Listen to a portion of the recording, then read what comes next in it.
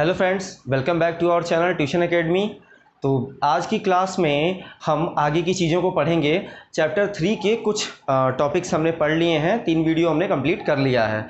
ठीक है, तो आज हम नेक्स्ट वीडियो की तरफ बढ़ते हैं। और एक बार मैं फिर से आपको ये बताना चाहता हूँ कि हम गोरखपुर के अंदर एक होम ट्यूशन की एक वेबसाइट बना रखी है हमने, जिसके थ्रू हम क्या कर रहे हैं कि बच्चों को होम ट्यूशन प्रोवाइड करा रहे हैं। टीचर्स हमारे आपके घर जाके और आपको एजुकेशन देंगे, आपको सारी चीज़ें पढ़ाएंगे, समझाएंगे और बिल्कुल रीज़नेबल प्राइस में। ठीक है, तो अगर कोई भी ज़रूरत हो ऐसी आपको, तो आप या तो कमेंट कर सकते हैं वीडियो के नीचे, या फिर हमने डिस्क्रिप्शन में अपना नंबर दे रखा है, उस पर कॉन्टैक्ट कर सकते हैं। ठीक है, तो चलिए शुरू करते हैं आज की क्लास। आज की क्लास का हमारा जो टॉपिक है, जो हमने कल के वीडियो में छोड़ दिया था, एक सेकंड पार्ट जो था, मतलब फर्स्ट पार्ट हमने पिछले वीडियो में पढ़ लिया था, और अब आज के वीडियो में हम उसी का सेकंड पार्ट पढ़ेंगे। ठीक है, तो टॉपिक क्या था हमारा? Electric potential due to electric dipole, मतलब विद्युत द्विध्रुव के कारण विद्युत विभव। ठीक है, पहला पार्ट क्या था उसका? इन एक्सियल कंडीशन, अक्षीय स्थिति में। अब दूसरा केस क्या होगा इसका? निरक्षीय स्थिति में, नॉन एक्सियल कंडीशन में। ठीक है, तो केस नंबर 2 देख लेते हैं जरा हम। ठीक है, नॉन एक्सियल का। ठीक है, हिंदी में लिखें तो निरक्षीय स्थिति।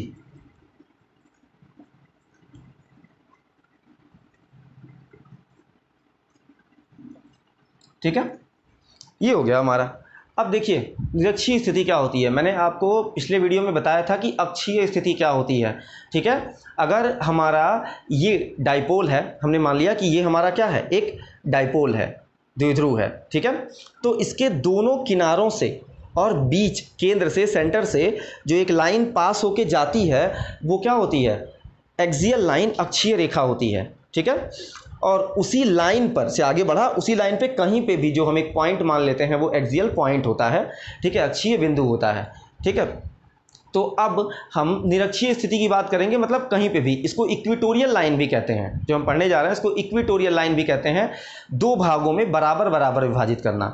ठीक है, डायग्राम बना लेते हैं। सबसे पहले हमको क्या चाहिए होगा? एक डाइपोल, एक द्विध्रुव चाहिए होगा। द्विध्रुव या डाइपोल मैंने आपको पिछले वीडियोज़ में बता रखा है। ठीक है, जो भी स्टूडेंट्स नए हैं, अभी तक पिछले वीडियोस नहीं देखे हैं, वो हमारे प्लेलिस्ट में जाके सारे वीडियोस देख लें, ताकि पीछे की चीज़ें क्लियर हो जाएं। अगर पीछे की चीज़ क्लियर रहेंगी तभी हम आगे की चीज़ें, ये सारी चीज़ें आपको क्लियर समझा पाएंगे। ठीक है, तो देखिए ये होगा डाइपोल, विद्युत द्विध्रुव। इसमें दो आवेश होते हैं, एक माइनस क्यू होता है और एक प्लस क्यू होता है। ठीक है, और यहाँ पर इसका एक सेंटर पॉइंट होता है, मध्य बिंदु, जिसको हम क्या कहते हैं? ओ। पहले वाले पॉइंट को ए मान लेते हैं, दूसरे वाले को क्या मान लेते हैं? बी। ठीक है, अच्छा, इस पॉइंट से आर डिस्टेंस पर इक्वेटोरियल लाइन पर, इक्वेटोरियल लाइन का मतलब क्या है? इक्वेटोरियल लाइन का मतलब क्या है? कैसा लाइन जो इस डाइपोल को, द्विध्रुव को, दो इक्वल पार्ट्स में, दो बराबर भागों में बांटता है। ठीक है, इस लाइन पर हमने मान लिया कि ये एक पॉइंट P है। इस पॉइंट पर हमको क्या करना है? विद्युत विभव, मतलब इलेक्ट्रिक पोटेंशियल फाइंड करना है। ठीक है, और इसकी डिस्टेंस, मतलब P पॉइंट की जो O पॉइंट से डिस्टेंस है, वो कितनी है? R है। ठीक है, R डिस्टेंस है।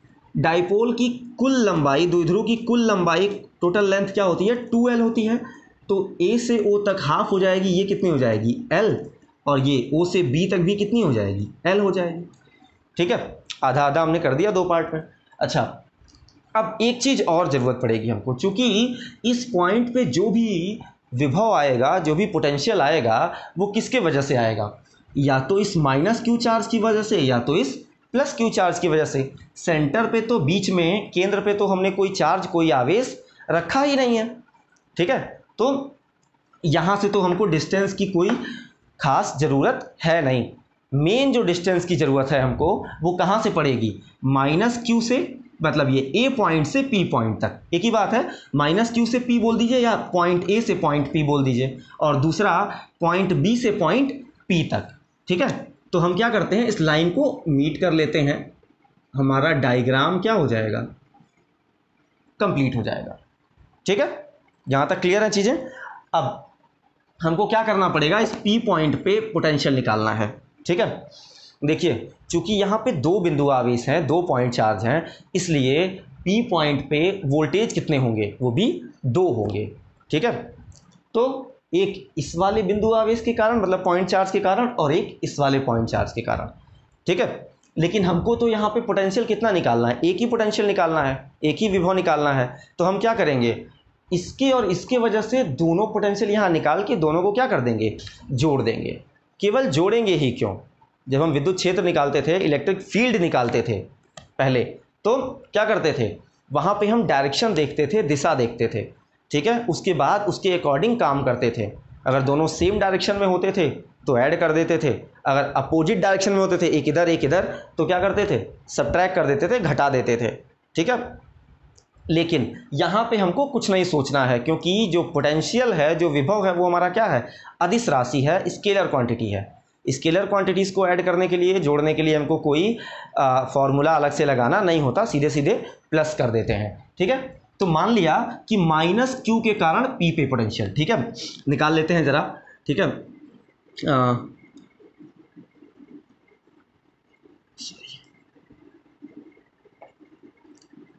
Potential at point P due to -q and +q charge, दोनों का एक साथ लिख दे रहे हैं। ठीक है, चार्ज। ठीक है, यहाँ हिंदी में लिख देता हूँ, -q तथा +q आवेश के कारण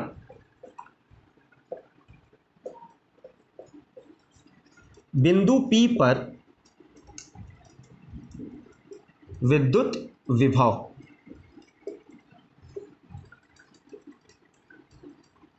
ठीक है, तो पहले वाले के लिए हम क्या अज्यूम कर लेते हैं, V1। ठीक है, तो V1 क्या होगा, V1 हमने एक पॉइंट चार्ज, एक बिंदु आवेश के लिए फॉर्मूला पढ़ रखा है, 1/4 पाई एप्सिलॉन नॉट Q/R। ये फॉर्मूला हमने पढ़ रखा है, ये हमारा फॉर्मूला है। ठीक है, जहाँ पे ये क्या था, कांस्टेंट नियतांक था, तो ये तो यहाँ भी चेंज नहीं होगा। लेकिन ये चार्ज जो है वो वहाँ पे भी Q था, यहाँ पे क्या है, -q है, तो हम यहाँ Q की जगह क्या रख देंगे, -q रख देंगे। ठीक है, अच्छा, और डिस्टेंस, दूरी जो है, ये R क्या थी, दूरी थी, जो आवेश, जो चार्ज था, वहाँ से जिस पॉइंट पर हम विभव निकाल रहे थे, पोटेंशियल निकाल रहे थे, उसकी दूरी थी, डिस्टेंस था, मतलब A से P की डिस्टेंस। ये तो हमको पता ही नहीं है, फिर हम कैसे सॉल्व करेंगे। ठीक है, तो एक चीज़ देखिए ज़रा, यहाँ पर क्या हो रहा है, POA एक त्रिभुज, एक ट्रायंगल बन रहा है, और कौन सा त्रिभुज बन रहा है, समकोण त्रिभुज, इंग्लिश में कहें तो राइट एंगल ट्रायंगल। ठीक है, और राइट एंगल ट्रायंगल की एक प्रॉपर्टी होती है, गुण होता है, पाइथागोरस थ्योरम से बताया गया था कि जो हाइपोटेनस होता है, hypotenuse is equal to the √ perpendicular square plus base square. ठीक है, हिंदी में बताएं तो कर्ण बराबर क्या होता है, कर्णी में लंब का स्क्वायर प्लस आधार का स्क्वायर। ठीक है, तो इसकी वैल्यू कितनी हो जाएगी, ठीक है, इसकी वैल्यू हम निकालेंगे तो परपेंडिकुलर लंब कितना है r, तो r का स्क्वायर हो जाएगा, और बेस आधार कितना है l, तो l का स्क्वायर हो जाएगा। दोनों को क्या कर देंगे, ऐड कर देंगे। ठीक है, यहाँ भी देख लीजिए, यहाँ भी B से P की दूरी की जरूरत पड़ेगी, डिस्टेंस की जरूरत पड़ेगी, अभी निकाल लेते हैं। तो यहाँ पे क्या है, यहाँ भी देखिए, आधार इसका भी L था, इसका भी L है, बेस दोनों का इक्वल है, परपेंडिकुलर मतलब लंब भी दोनों का बराबर है R। ठीक है, तो इसका मतलब हाइपोटेनस, कर्ण की वैल्यू भी क्या आएगी हमारी, R² प्लस L² √ में, इतनी वैल्यू आ जाएगी। ठीक है, तो यहाँ R की जगह हमको क्या रखना पड़ेगा, ये दूरी रखनी पड़ेगी, तो √ R² प्लस L²। ये हो गया इक्वेशन 1 पहले वाले के कारण।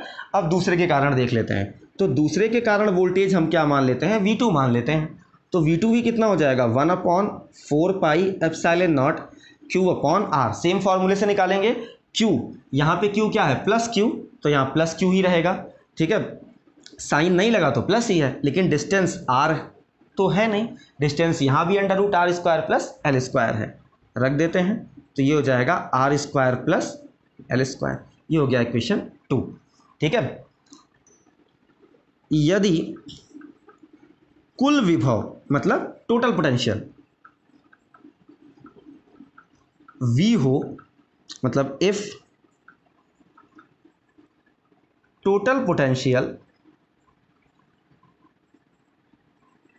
Eight P is capital V, तो क्या होगा, V इक्वल टू क्या कर देंगे, V1 प्लस V2 कर देंगे। ये चीज़ मैंने आपको पहले ही बता रखी है कि दोनों की वजह से निकाल के और दोनों को क्या कर देंगे, ऐड कर देंगे, जोड़ देंगे।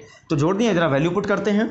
वैल्यू पुट करेंगे तो V1 की वैल्यू हमने निकाल रखी है और V2 की वैल्यू निकाल रखी है। रख देते हैं ज़रा, 4 pi epsilon naught minus Q upon under root R square plus L square.